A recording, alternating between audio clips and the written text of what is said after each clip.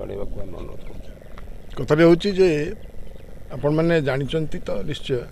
जे चिलिका हूँ एशियार बिगेस्ट लागुन आभली गोटे प्राकृतिक परिवेश को आम जब उपयोग ठीक भाव में ना ताले टूरिज्म डेभलपमेंट कथा कहीकि केमती सेटा फलवती हम तेणु एड़े बड़ गोटे प्राकृतिक संपद पाइकिरी आमे ताकू किछि लोकंकर घेरी बंद कौन चुंगुड़ी घेरी कर नष्ट करवा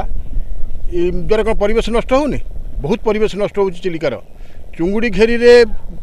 चिलिका बहुत क्षतिग्रस्त होची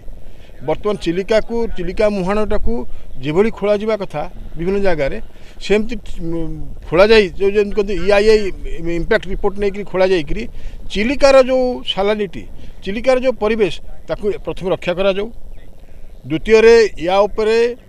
जो आमर भारतमाला प्रोजेक्ट जोटा होती जे गोपालपुर टू दीघा जो रास्ता से रास्ता को